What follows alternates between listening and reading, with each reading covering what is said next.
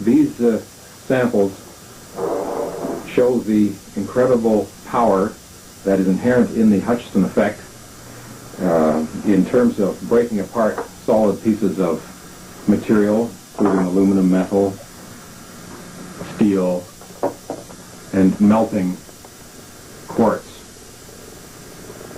such as that. The samples that are on the table here generally came from that time period and demonstrate that there's a wide variety of destructive phenomenology associated with the Hutchison effect. This piece here is the same D-shaped piece that lifted off on the video clips that you just saw a moment ago. It weighs about a third to half a pound, and it's a solid steel piece. These pieces are aluminum. You see on the graph paper, here's a scale or a ruler to give you an idea of scale. This piece defoliated, you might say, perhaps along the grain boundaries. It was an extruded piece, and it just delaminated over a period of several minutes. You can see that the surface has undergone a great structural change. It has delaminated and separated in sheets.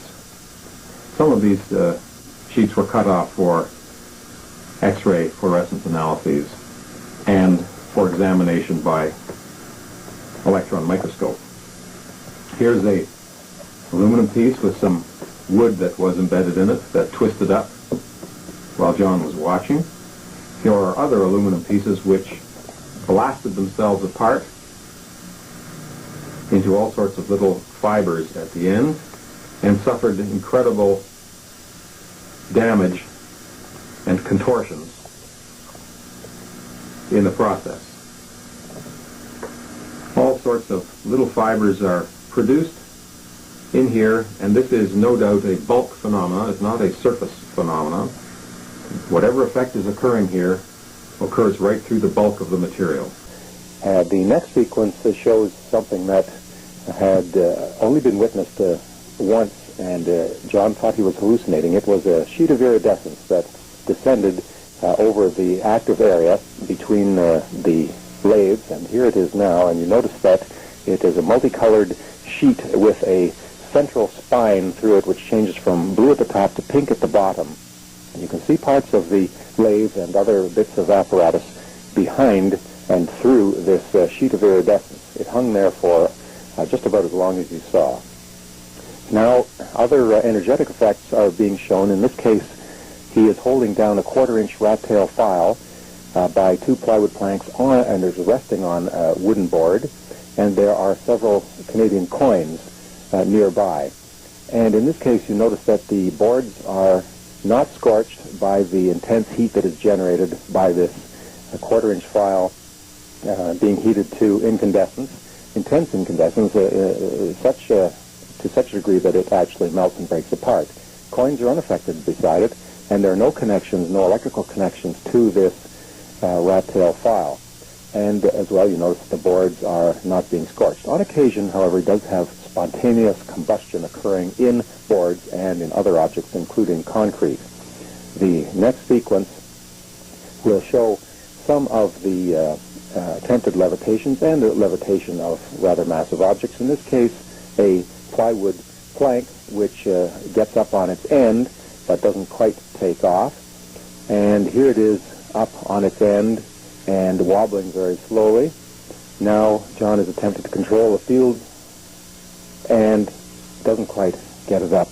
In this case, a film box that was storing the Super 8 film that was being used does levitate and flips around in and out of the field. You'll see more examples of this in later footage from the 1988-1989 period. He was trying to get the socket tool to go, but here he has a close-up of the film box, and now a camping spoon held down by a spool of wire is effectively plasticized and wobbles up and down in the field.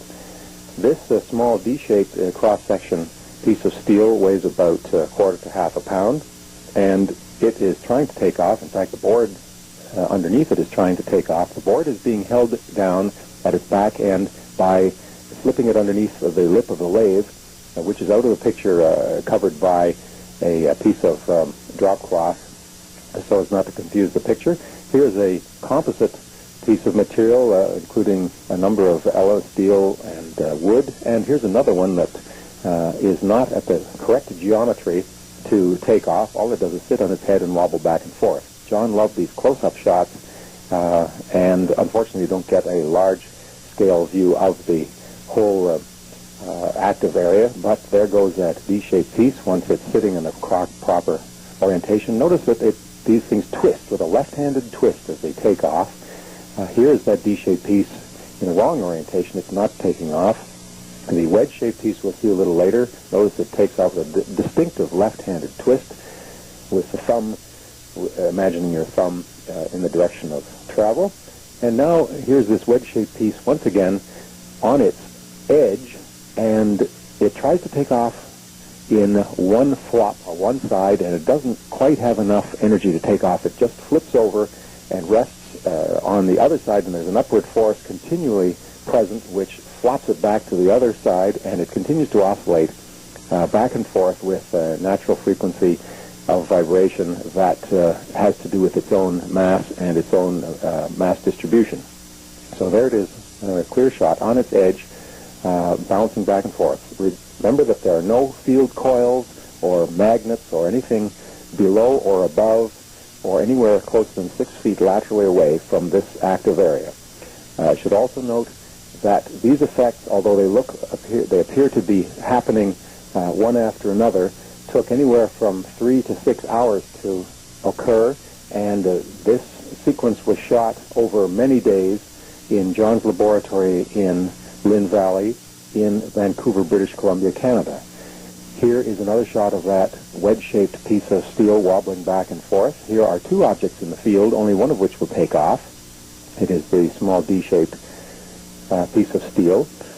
And there are several other shots, a sequence here that have numerous objects in the field, and only one will take off, showing the field's preference for particularly shaped objects. Here's a 4-pound shot ball from a ball mill, and here's a composite piece with bronze on one end and copper on the other, and the heavy end will take off first, as you'll see in this sequence. There it goes. Once again, we have the wobbling wedge that is sitting there rocking back and forth. The combined power, I should add, that is powering all this is about 1,500 watts average power from a 110-volt outlet. Here's a 19-pound bronze bushing, which is about a little less than a foot high. Here it is in 56 frames per second, and that motion is analyzed in another part of this video that I will discuss a little later. Here's the bronze bushing now on its side, trying to take off, but it doesn't have quite the correct geometry. In this case, we have a yogurt container filled, a plastic cup filled with water, and the water is trying to take off en masse, but due to surface irregularities, only small globules will take off instead. These will dance up to about a foot to a foot and a half high above the surface of the liquid, of the water in this case, and as John adjusts the tuning of some of the chokes and the tuning capacitors, which power the Tesla coils, he will see various ripples and different kinds of interference effects occurring on the surface, and at particular times the surface will break into complete dance and chaotic motions as the liquid water tries to take off. In this sequence we see parts of the water forming small droplets, and they take off up to about a foot to a foot and a half above the surface.